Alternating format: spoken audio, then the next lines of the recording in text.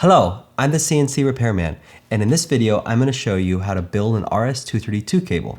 I'm going to be using an RS232 cable kit you can purchase from CNC Replacement Parts, and you can also purchase a pre-built cable. But if you want to understand the layout and the pin and how we check them, this is how we're going to do it.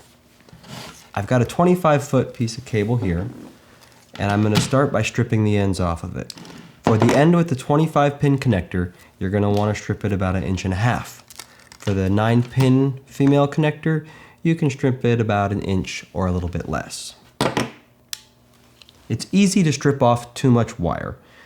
You just need a very, very tiny amount that'll go inside of the crimp body so that the crimp also crimps on the shield.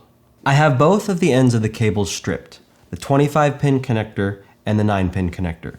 We're going to need 3 conductors plus a shield on the 25-pin, and we're going to need 3 conductors on the female end.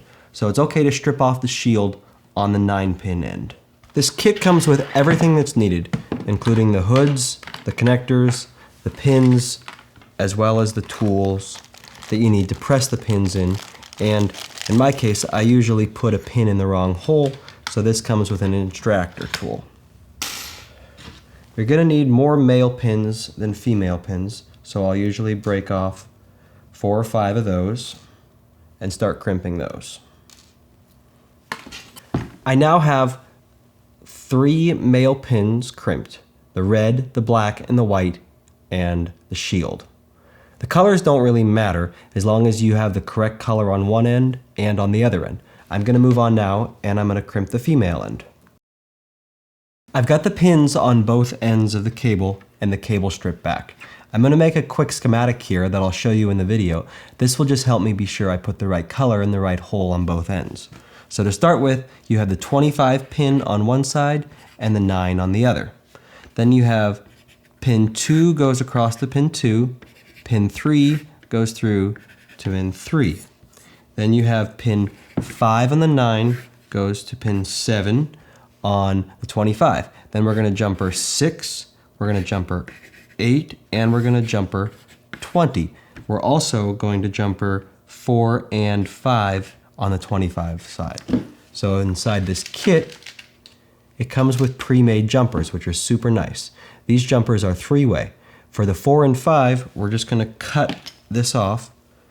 We can either throw that back in the kit and use it later, but this will save us time. We don't have to crimp it. And the other one, we're going to use just a simple 3-way jumper. I'm going to start wiring the 25-pin connector with the shield. That's the hardest one also to wire. And I'll put that into pin 1.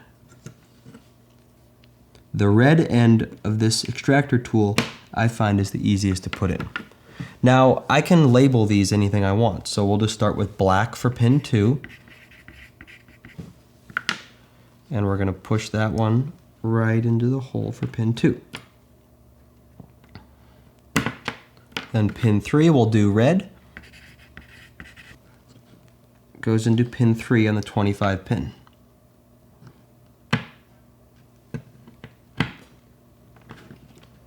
Now next is the single jumper between pin 4 and pin 5.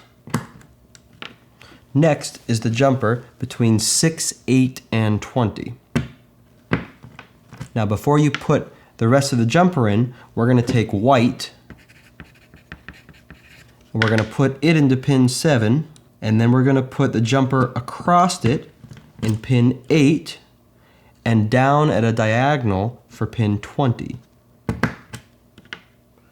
And it will slip right underneath. If you want to count, you can, but it's once you get a feel for it, you'll know that it's just diagonally across when you're looking at it is pin 20.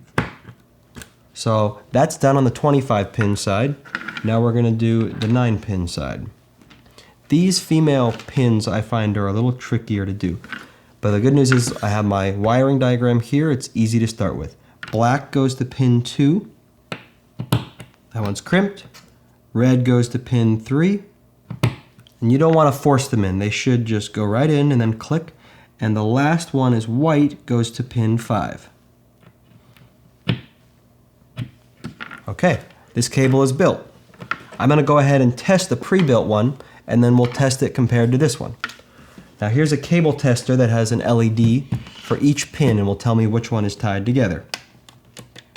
So I have a little sing-song that I do. I know it goes 1 to nowhere, 2 to 2, 3 to 3, 4 and 5 twice, 6, 8 and 20, and 5 to 7. That's how I always remember this pin out. And it will work on pretty much any CNC machine that has a 25 pin on the CNC and goes to a 9-pin connector over serial to a USB converter. So this good cable I just tested, let's go ahead now and test my cable. 1 to nowhere, 2 to 2, 3 to 3, 4 and 5, 6, 8 and 20, and 5 to 7. So this cable's built. The easiest way to install the hoods on these is usually when they're plugged into something, but it's also pretty easy to install them not plugged in. The hardest part is to get the little screw that goes into the connector. For the large end, this clamshell, I usually run it in reverse to clamp down on the wire like that. And this will fit over it like that. And then we can easily drop down our latch screws with the flat washer, and then the nut and the screw go together. The same thing is for the 9-pin connector. This particular cable layout will work on most CNC machines. Also, you can purchase brand new pre-built and pre-tested cables in lengths from 25 feet up to 150 feet from CNC replacement parts. You can purchase these kits as well that come with the cable crimpers and enough pins and hoods to do either 5 or 10 RS232 cables if you're outfitting a whole shop.